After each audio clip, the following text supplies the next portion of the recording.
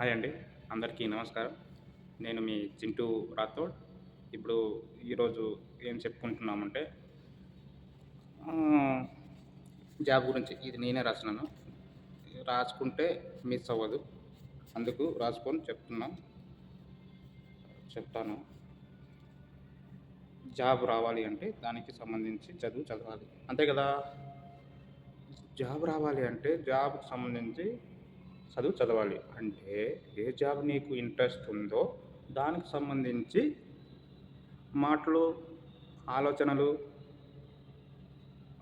చేయాలి. అంటే జాబ్ ఒకటో ఒకటో, రెండో, ఒకటి కావచ్చు, 2 కావచ్చు, పని కావచ్చు. పని కావచ్చు, ప్యాషన్ కావచ్చు. నీ జీవితం ఆహ్, ఏదో ఒకటి డిఫరెంట్‌గా ఉండొచ్చు. ఏదైనా కావచ్చు. అది విషయం. ఈ గవర్నమెంట్ జాబ్ ఉంది కదా! గవర్నమెంట్ జాబ్ రావంట అంటారు కదా! నిజమే. ఎందుకు? అది ఎప్పుడు వచ్చేది? అదెప్పుడొస్తుంది? దాని గురించి ఏం చేయాలి? అని అంటారు గదా! అంటే వాళ్ళ చూసుకోవాలి. కాదు ఎక్కడ భర్తీ నువ్వు ప్రభుత్వం ఉంటుంది గదా! మన గవర్నమెంట్ సెక్టార్. ఏ స్టేట్‌లో ఏ గవర్నమెంటు, ఆ గవర్నమెంట్ చూసుకోవాలి. ఎక్కడ ఇయ్యాలి? ఏ ప్లేస్‌లో ఇవ్వాలి? ఎక్కడ అని భర్తీ చేయాలి. గవర్నమెంట్ జాబ్ ఉన్నవాళ్ళు భర్తీ చేయాలి. అని చెక్ జేసి ప్రభుత్వం నిర్ణయించి అప్పుడు జాబ్ వదులుతారు. అంతవరకు మనం వెయిట్ చేస్తూ ఉండాలి. అక్కడో, ఇక్కడో జాబ్ చేసుకుంటూ సెక్యూరిటీనో, హౌస్ కీపింగో జాబ్ చేసుకుంటూ నీ టార్గెట్ మిస్ మిస్ అవ్వకుండా చూసుకోవాలి. నోటిఫికేషన్ అప్పుడప్పుడు చెక్ చేస్తూ ఉండాలి. అట్లా ఉంటే నీ టార్గెట్ నువ్వు రీచ్ అవ్వగలుగుతావు. "అన్న ఇంతంతా చెప్తున్నావు నువ్వేం సాధించినావన్నా" అనొచ్చు. నేను కూడా అట్లే ట్రై చేస్తున్నా. నేను ముందుకు పోతున్నా, మీరు వస్తారు. అందరం కలిసి వెళ్తాం. జై హింద్. జై భారత్. అర్థమైందనుకుంటా. మనము ఏది ఏమైనా ఇదంతా వద్దులే డైలీ వద్దులే. ఒక మన గవర్నమెంట్ అంటే మన ఇండియాలో భారతదేశంలో గవర్నమెంట్ జాబులు రావుపా.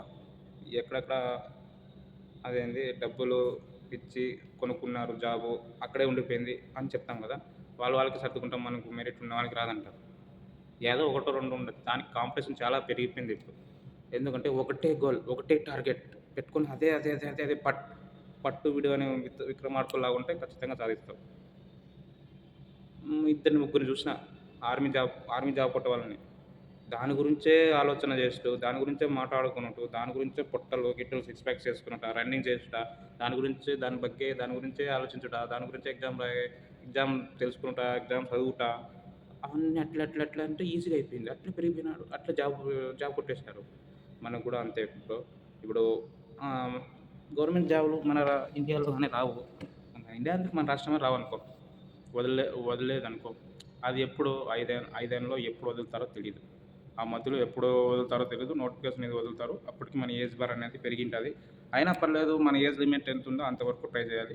అది క్వాలిఫికేషన్ వరకు. అది లేకపోయినా వదిలేయాలి. ఓకే. ఉందా? క్వాలిఫికేషన్ ఉందా?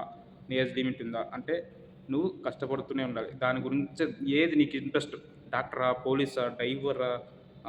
కండక్టరా? ఎనీ గవర్నమెంట్ జాబ్ గాని ఏది ఇంట్రెస్ట్ ఉంటే దానిపైన ఎళ్ళిపోవాలి నువ్వు. అది విషయం.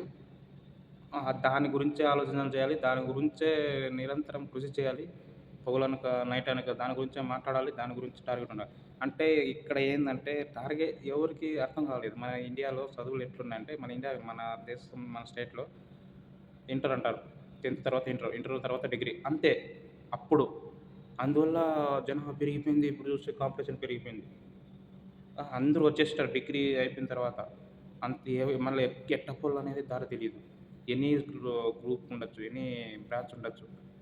అట్లా అయిపోయింది పరిస్థితి. అప్పుడే వొకేషనల్ కోర్సో, లేకపోతే లాయర్ కోర్సో, లేకపోతే సీబీఐ కోర్సో ఏదో తెలీదప్పుడు మనకు. అది తెలిసుంటే ఆ రూట్ అందరూ పోయే దారిలో పోకుండా వేరే రూట్ పోయుంటే గాన నువ్వు ఖచ్చితంగా సక్సెస్ అయ్యేవానివి. మీకెందుకు మీకెందుకు నేనే అయ్యేవాడిని. కరెక్టే. నేను ఇది చెప్పేది నిజమే. ఇట్లే మనకు జరుగుతాండేది ప్రాసెస్. ఇప్పుడు సెటిల్ అవ్వడం అంటే చాలా లేట్ అవుతుంది. మా పూరి జగన్నాథ్ చెప్పినట్టు మనం చదువు అయిపోయిన ఆ! జాబ్ రావాలి. రాకపోతే మనం ఏజ్ బార్ అయిపోయిన తర్వాత జాబ్ వస్తుంది. జాబ్ వచ్చిన తర్వాత వృద్ధాప్యం అదే ముసలితనం వచ్చిన తర్వాత పెళ్లయితుంది. పెళ్లయిన తర్వాత చచ్చిపోతున్నాం.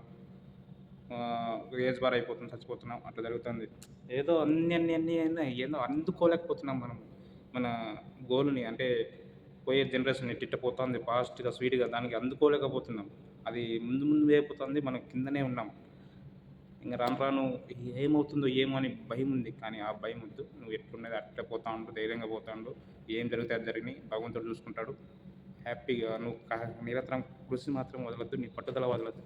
పోతా ఉండు. పోతా ఉందాం. నువ్వు పోదాం. నేను పోతా ఉందాం. అది విషయం. హ్మ్.